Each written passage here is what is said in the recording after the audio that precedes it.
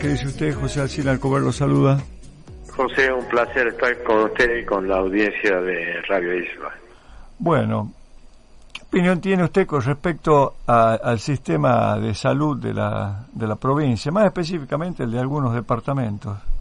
Hemos estado hablando últimamente, hemos estado en algunos medios de prensa escrita, trabajando con respecto a lo que podemos ayudar, con respecto a la salud de la población, porque lo importante, digamos, por la gente que tiene una visión altruista de participar en la política, es de que no es una visión cuando uno tiene un cargo electivo, sino o un cargo electoral, sino cuando desde el llano. Esa es la idea, queremos transformar la sociedad. Uno de los temas más importantes de lo que hemos estado hablando anteriormente ha sido el tema de la aplicación de OSEP. En un artículo tratamos el tema de que la transición tecnológica, por experiencia propia, porque trabajé en organismos públicos en otros países, no se puede forzar a la gente tiene que optar. Y eso salió en la prensa y después, digamos, OSEP, se retrotrajo, no lo hizo obligatorio para mayores de 70 años.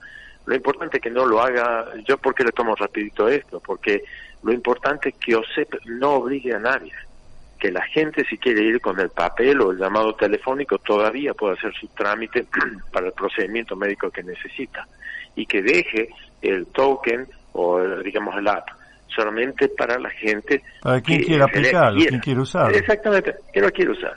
Entonces yo le voy a pedir que insistamos todos, si puede el colegio médico.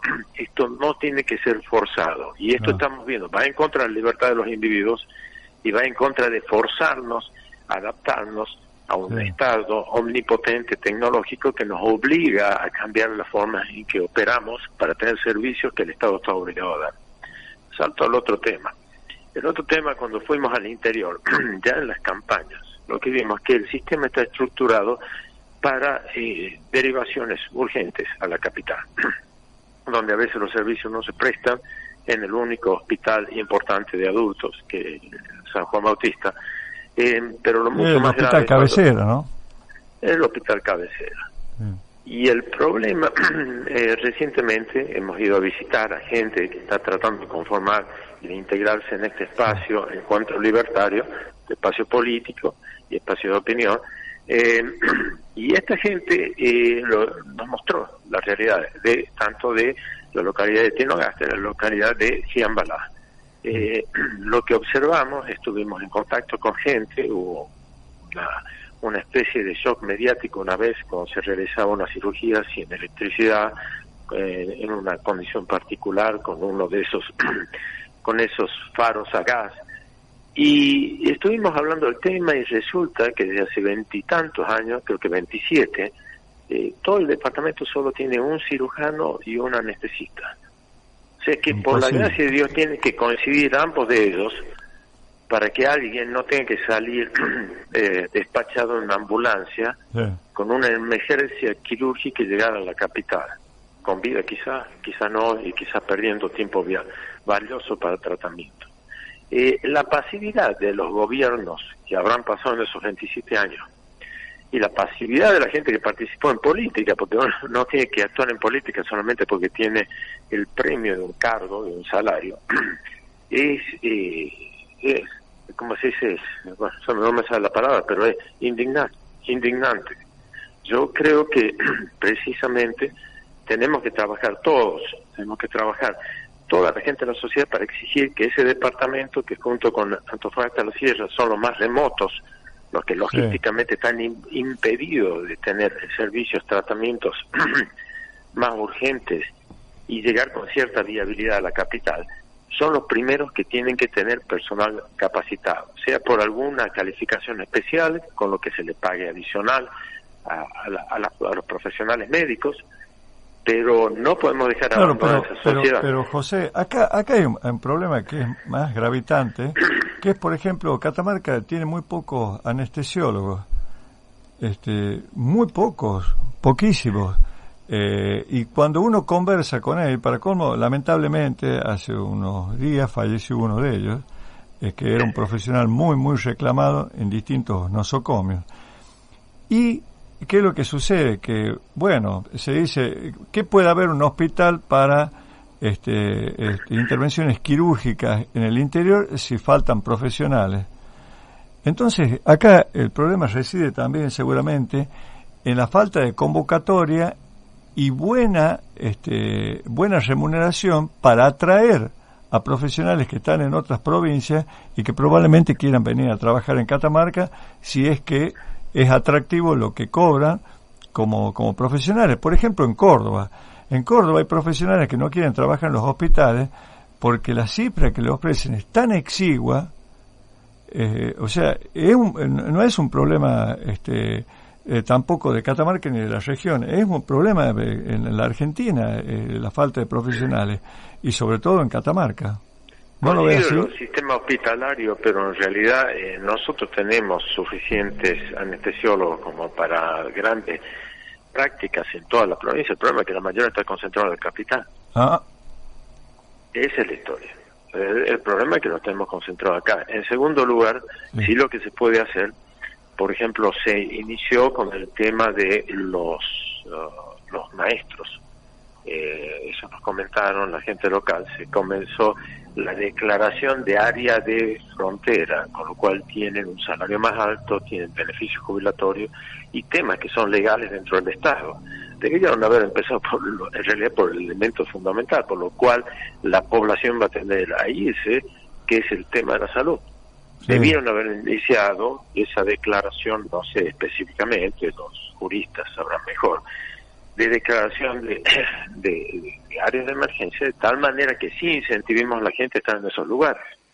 Y parar, digamos, con aquellos beneficios que irracionalmente los sindicatos pueden poner, de que alguien se puede transportar de un lugar o pasar 2 años en estas provincias y después aparecer en la capital y desaparecer el servicio en esas áreas. Tiene que ser un compromiso a largo plazo. Entonces, sí hay formas en que podemos trabajar, sí hay formas en que el gobierno puede trabajar. Y yo creo que es importante de que tomemos acción, porque así como hacemos un paro para que le suban salarios, deberíamos estar haciendo manifestaciones en frente al Ministerio de Salud hasta que encuentre algún tipo de solución, que sí las hay, para esta gente de Tinogasta y de otros lugares del interior. Está bien. Bueno, sería también por allí es que los legisladores libertarios por ahí presenten algún proyecto de declaración incluso para esto. No hace falta que sea de ley. Podemos trabajar, es cierto, en algún proyecto, yo con la gente que tengo contacto, para que precisamente se valorice a esos profesionales, porque otro ejemplo, por ejemplo, tiene un hermoso, precioso, prístino, nuevo hospital en Fiambalá, pero no tienen especialidades y no tienen equipamiento. Salimos afuera, vimos una familia, un chico con un traumatismo en la pierna inflamada, no hay diagnóstico posible, tiene que venirse a la capital. Y nos decían el costo y de las otras implicancias para ellos de venirse a la capital. Entonces, no, y lo que significa si tiene alguna enfermedad preexistente y demás por la emergencia, ¿no? Totalmente, por suerte esto no era una emergencia, pero si uno está viendo de que no hay obstetra, de que no hay pediatra, entonces uno se pregunta, ¿estamos facilitando edificios vacíos para que la gente vaya a asistir? Hay una posta sanitaria en la cual nos pasaron la foto, todos los baños están destruidos, o sea, tienen que salir a usar los baños, lavarse la mano, higienizarse, todo demás, afuera. Tienen posiciones simbólicas. Y otro tema importante que me olvidé de mencionar, que los pobladores nos dijeron, el problema es que dividieron, obviamente para crear más burocracia, el departamento en 2 áreas programáticas. Entonces el área de Fiambalá ya no es la misma de Tinogasta. ¿Qué sucede? Fiambalá no tiene esas especialidades, Tinogasta tiene algunas. Pero cuando le derivan, algún médico general los deriva a estos pacientes de Fiambalá a Tinogasta, de Tinogasta responden que no responden al área programática de ellos y que tienen que venir a la capital. O sea, hemos creado burocracia donde no existe, donde no debiera ser. Entonces, simplificando, unificando, podemos mejorar la situación de toda esta gente. ¿Qué opinión le merece el Pacto de Güemes, el que se suscribió hace unos días en la provincia de Salta y del cual el gobernador Sáenz en lo que hace a Salta logró reunir a industriales, productivos, turísticos y de comercio. Bueno, cerró un encuentro importante en donde convocó a la adhesión al acuerdo de salteños, sosteniendo que sea en los cimientos de una Salta llena de oportunidades, y luego esto lo extendió hacia otras provincias. Por ello que el gobernador de la provincia de Catamarca lo suscribió. ¿Y cuál es la opinión que tiene usted al respecto? Yo creo que está muy bien de que todo representante de los intereses de la provincia, sea un gobernador o sea un legislador, luche por los intereses particulares de la provincia, que en realidad participe independientemente. Esto se hizo históricamente desde Arnoldo Castillo cuando tenía gobiernos de signos opuestos, Castillo exactamente igual, Brizuela del Moral, Lucía Corpachi, seguimos con toda la lista, y todos han tratado de tener un diálogo con los gobiernos nacionales y llegar a acuerdos de provincias con intereses similares. Hay que acordarse, bueno, históricamente de toda esta tira digamos productiva que fue desde Jujuy hasta Catamarca, con características muy particulares y con problemas logísticos particulares. Por eso me parece bien de que se refuerce la idea del corredor bioceánico, me parece bien de que se trate de temas con respecto a estructurales, con respecto a las producciones locales. Sí. O sea, todo eso me parece positivo, definitivamente. Bien. Ahora, ¿le parece positivo también el acercamiento de Raúl Jalil, su primo, a la Libertad Avanza o al gobierno nacional en un momento bastante complicado porque hay alguna oposición por parte de legisladores nacionales que, por ejemplo, no asintieron el RIGI y tampoco la ley de base? Personalmente, desde Encuentro Libertario, nosotros siempre hemos estado en contra de lo que se llama vulgarmente la rosca política. O sea, no creemos en los acuerdos de una especie o una superespecie, una supercasta o un superestrato aristocrático, y que no representen los intereses de la población. Si en realidad esos intereses, la idea es defender los intereses de la población, acordamos. Inclusive nosotros tenemos miradas, a veces basados en el interés de la provincia, que a veces no coinciden 100% con los intereses de la nación. En el caso particular de alguna alianza del gobernador, si va a ser estratégica o va a ser ideológica, eso es lo que tenemos que definir. O sea, si alguien... Bueno, ¿esta qué es para usted? Yo hasta ahora lo veo exclusivamente como estratégica. Yo creo que ideológicamente deberíamos empezar por transformar el Estado de Catamarca, achicar el Estado. Recién viene el reporte, si bien es otro poder del Estado, pero viene el reporte de que estamos número 1 con números de empleados por legislador en la legislatura de la provincia de Catamarca. Tenemos que puntualizar en la transparencia. Yo he visto gente, digamos, que está en contacto conmigo, que son gente que ha participado crítico de los diferentes gobiernos por largos periodos, me han hecho partícipe de los reclamos para pedir transparencia en el nivel de prestaciones mineras, digamos, los proveedores que participan en esas prestaciones mineras y todo lo demás, y bueno, nunca tuvieron respuesta. Si no vamos a ser transparentes, si no vamos a achicar el Estado, si no vamos a incentivar a la gente a participar en el sistema productivo, bueno, es exclusivamente estratégico. Claro, no es ideológico. Si se va a achicar el Estado despidiendo gente, no es lo ideal, ¿no? Porque para eso tendría que haber una salida para aquellos que viven del Estado, que trabajan en el Estado, naturalmente. No estoy hablando de aquellos que están designados pero que no fueron nunca a trabajar, profesionales que nunca trabajaron en el Estado Nacional, por ejemplo, y que en algunos casos fueron cesanteados, pero nunca fueron a trabajar, o si fueron a trabajar lo hacen por minutos, por horas, y perciben a veces del erario público tan pero tan necesario para ser utilizado en otros huecos de las necesidades de la República Argentina. Por eso, insisto. Usted claramente lo dice, sí. a lo que apunto obviamente no es en la afección del empleado, y que sí. en realidad les pido a todos que tomemos conciencia de esos empleos que a veces no percibimos y que son los más demandados de toda la sociedad, como por ejemplo el de la recolección de basura. O sea, la gente tenga cuidado y consideración con lo que pone en la basura y con lo que usa.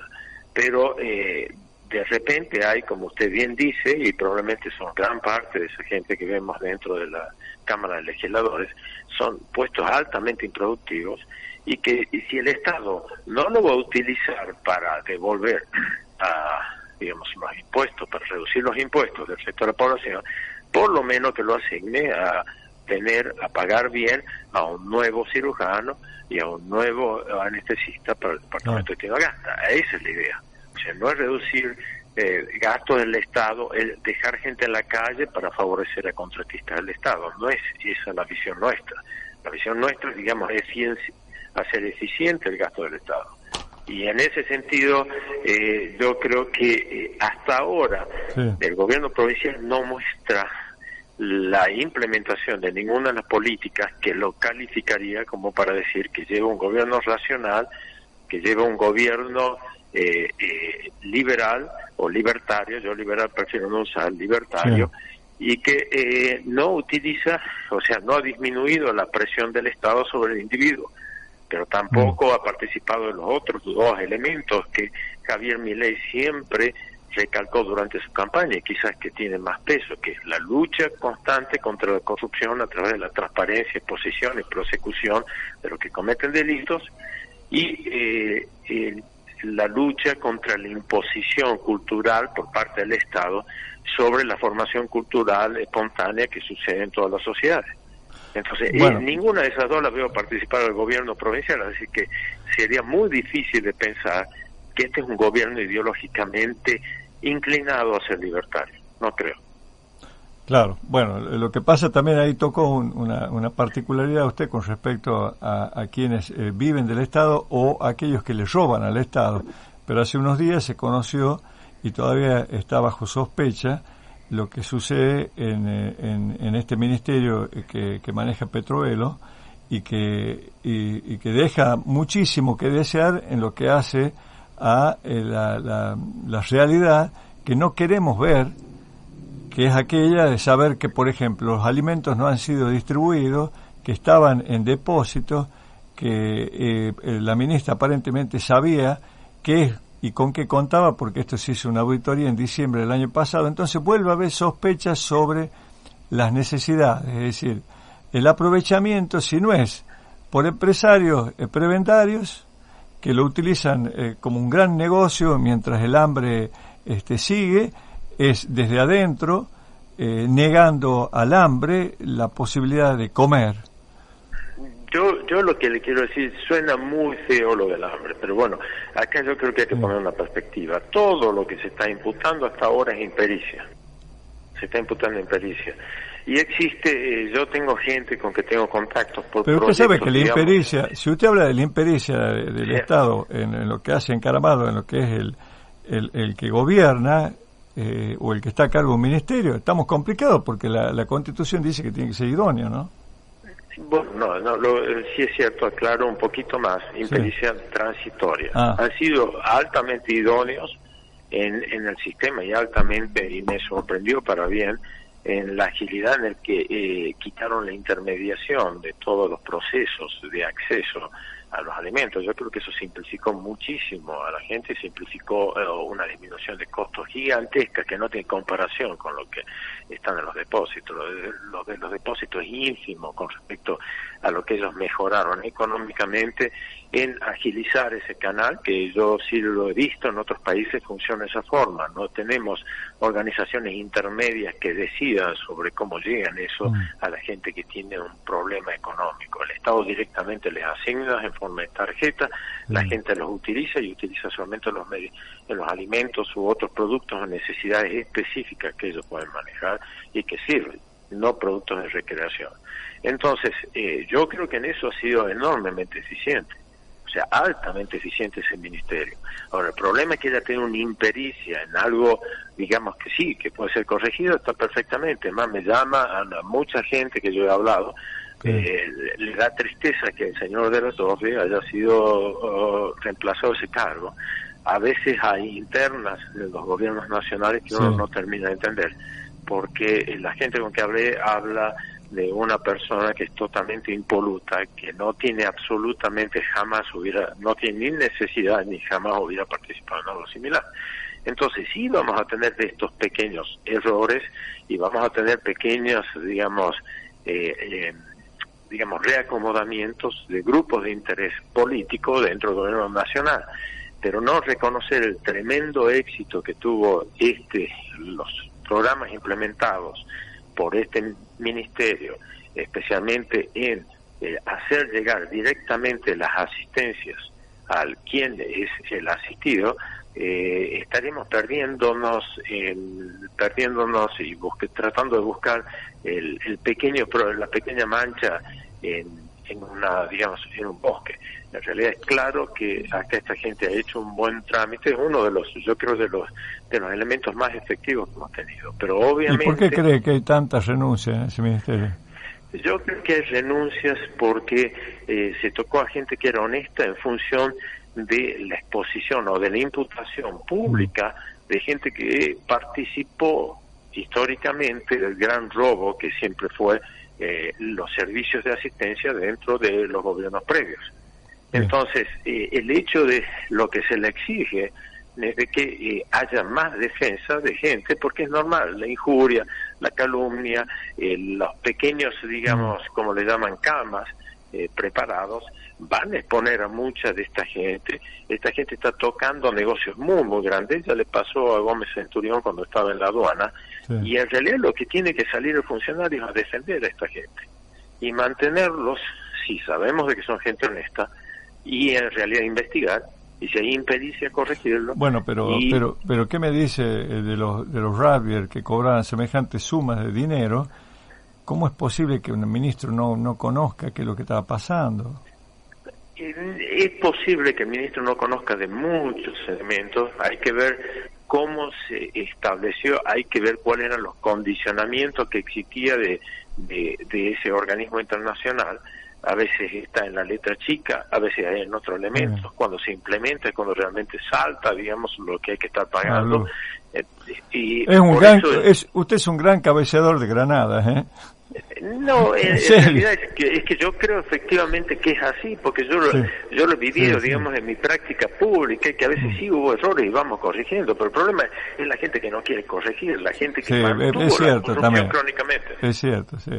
Ahora, usted sabe que en esto que está usted tratando de defender varias cosas que por ahí se presentan como dudas, pero que usted trata de clarificarlas.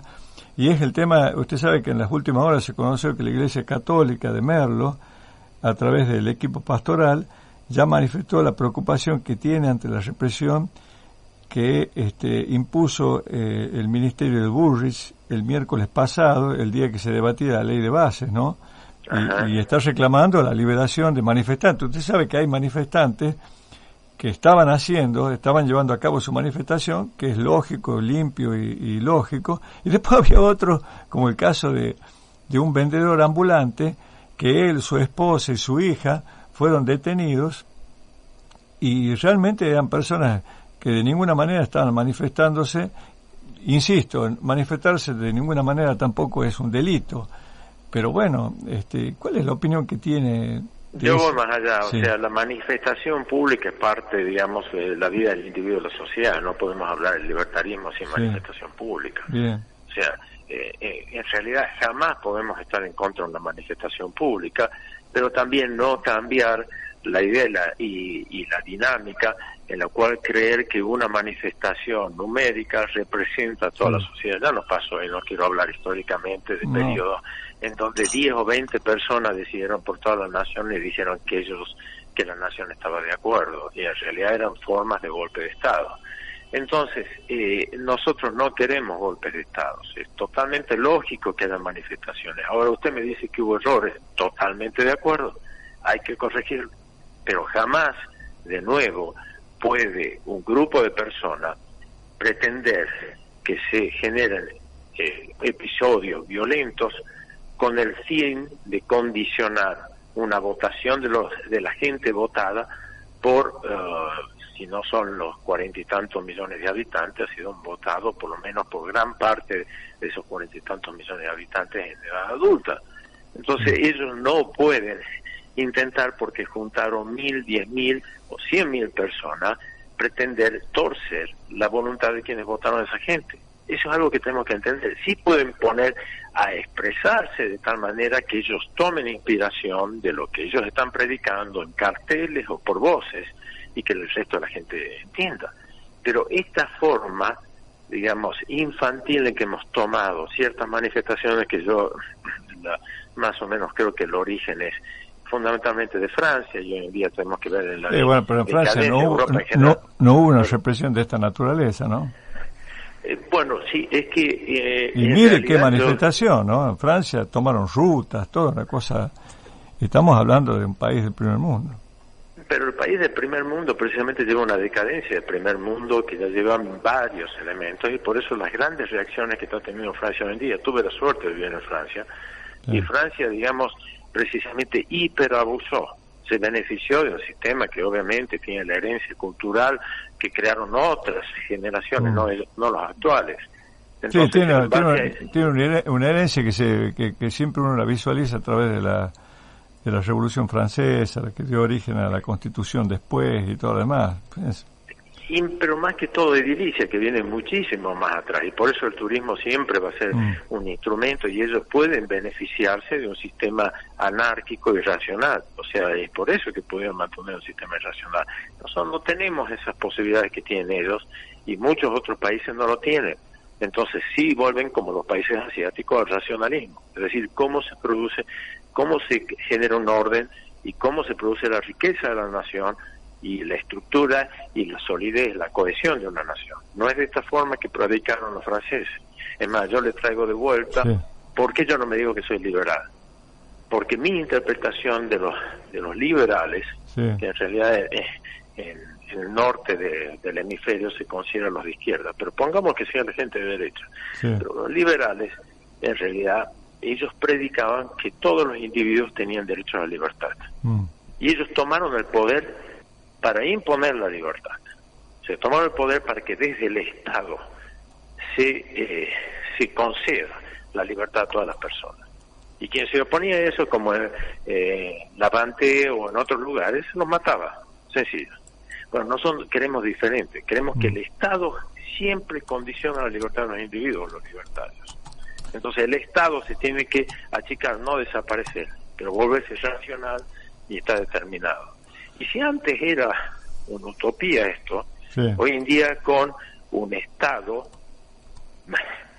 ¿cómo se dice?, pervasivo, un Estado que controla todo, y un Estado que tiene el acceso a la tecnología en el cual monitorea a todos los individuos, y que en cualquier momento pasa a relevar o a delegar en la inteligencia artificial y otras formas de control tecnológico, el control de la sociedad. Ese Estado de repente va a ser un Estado que va a generar cultura, que va a determinar el destino de la humanidad. Bueno, estamos en contra de eso como los libertarios. Entonces, por eso hoy en día, más que nunca, es válido esto. Y por eso es que en el resto del mundo también se está abriendo los ojos con respecto a la crítica a ese Estado omnipotente, omnipresente y omnicontrolador. Bueno, pero hay que ver los orígenes de la Argentina, ¿no? Y la situación, es decir, dar vuelta años de historia no es una cosa que se pueda hacer de un momento para otro. Por eso coincido. Por eso es que tanta gente, usted sabe que hay 300.000 personas que se han quedado sin su fuente de trabajo en la República Argentina en los últimos meses. Es peligroso esto. Es peligroso porque ¿en qué sentido? Peligroso porque no es lo mismo una persona que sabe que llega a su casa y puede comer, a una persona que llega a su casa para decir que no tiene trabajo y que no de ninguna manera puede darle comer a su familia. Si el sistema funciona bien, esta gente que se queda sin trabajo tiene que pasar a un tipo de protección estatal, que creo que es lo que está sucediendo.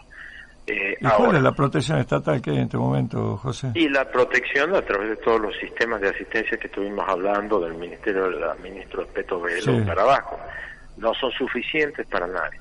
Es que ahora, el tema tendría que ser suficiente, porque es como es como la asignación que se le otorga en otros países más avanzados a aquel que se queda sin trabajo. Totalmente, pero le hago la diferencia. Sí. En otros países, y yo he visto, he tenido la experiencia, lo que sucede es que existe la asistencia al trabajo es solamente para el que contribuye. Pongamos que saquemos eso porque me parece injusto, pero digamos, la asistencia al trabajo requiere, primero, que activamente la persona está buscando trabajo y está siendo monitoreada por la búsqueda de trabajo. Pero simultáneamente tiene que haber una estrategia de hacer funcionar la industria, porque si no... Coincido, y por eso tengo, digamos, ciertos peros en ciertos elementos del RIGI. Yo creo también como libertario que no es específicamente libertario si aplicamos esa, digamos, esa benevolencia impositiva solamente del Estado paternalista. Claro, a los que pueden poner más de 200 millones de dólares y no al pequeño y mediano. Claro, pero el problema está que hay una desigualdad. Usted imagínese un industrial chino invirtiendo en Catamarca. Estamos jodidos. ¿Quién va a competir con...? Es imposible. Es decir, me preocupa la industria local. Y más que preocuparnos, también nos tiene que preocupar las finanzas, porque en realidad si estamos permitiendo, digamos, esa baja de pago de impuestos a proyectos que iban a funcionar naturalmente por las valuaciones de las monedas en distintos lugares del mundo, bueno, esos proyectos de repente lo que van a hacer van a reconvertir. El mismo proyecto que antes se aplicaba o que iban a aplicar o iban a solicitar con los impuestos normales que iban a contribuir a las arcas públicas, hoy en día van a aplicar bajo este nuevo régimen. Un tema que yo leí la ley, pero un tema que me preocupa muchísimo, y no quiero dejar de ser coherente con el RIGI. Yo siempre critiqué desde la época de Arnoldo Castillo, de todos los gobernantes, pasemos hasta ahora, es la pasividad, especialmente lo vimos con la lumbrera, de asignar jueces internacionales a conflictos de la provincia con empresas de inversión local. Y en realidad siempre lo critiqué, siempre opiné que vamos a discutir en una corte internacional los problemas locales. Pero nunca funciona en cortes internacionales. Normalmente toman sedes en jueces en Nueva York. Claro. Y el sistema, hay muchísimas cosas que debiéramos imitar de cómo funciona en Estados Unidos el sistema judicial y otros sistemas, pero hay dos sistemas que yo tendría un poquito de cuidado y la gente ignora, que es el sistema judicial y el sistema de salud. Son dos sistemas que probablemente no quisiéramos imitar. Nos lleva muchos años de diferencia. Imagínense que ellos tienen un sistema con el cual pueden reformar las cartas orgánicas todas las veces que sea necesario, porque están habilitados los legisladores para hacerlo. José, lo tengo que dejar porque se nos fue el tiempo. La verdad que se nos fue el tiempo, pero bueno, más o menos el concepto es ese. O sea, yo creo que se están haciendo buenas obras a nivel, digamos, nacional. Yo creo que en realidad no nos debemos quedar en lo pequeño, pero sí debemos distanciarnos de todo lo que nosotros creemos que no invoca no tan solo, digamos, un extremismo, una ortodoxia libertaria, pero también todo aquello de que no responde al interés de la provincia. Y por eso van a estar oyendo, estamos en diálogos con gente que ha sido, y ya estamos en diálogos desde muchos meses, con gente que ha sido históricamente opositores racionales, no opositores irracionales del gobierno, y vamos a trabajar con ellos. Por último, como remate, ¿dialoga políticamente con el gobernador usted? No, las pocas, creo que tuve una reunión que fue una reunión familiar y quizás haya otra inevitable. más adelante. Pero no he tenido diálogos políticos con él. Sí he tenido previamente, ¿se acuerdan? En la época de la pandemia conversábamos sobre temas de salud. En realidad, en lo que pude, digamos, traté de ayudar, o quizás inconsultamente, pero primero consultamente, todo a nivel gratuito. Sí. Pero en realidad no he tenido últimamente diálogo con el gobernador. No tengo problema en tener diálogo con el gobernador, pero no existió diálogo. Y sobre todo ahora que está un poco más cerca de la Libertad Avanza. Yo creo que en realidad a mí lo que me importa no es, vuelvo a hablar, no es de la cercanía política. A mí lo que me importa es la cercanía de práctica, de pragmática y de implementación de la provincia. Ahí sí podemos hablar bien. Estoy convencido que es así. Le mando un abrazo, José, que esté bien. Igualmente, José, un gusto estar con usted y su audiencia. Hasta siempre. Ahí estaba el doctor José Jalil Colomé, hablando un poco de todo, ¿no? Creo que te sirvió.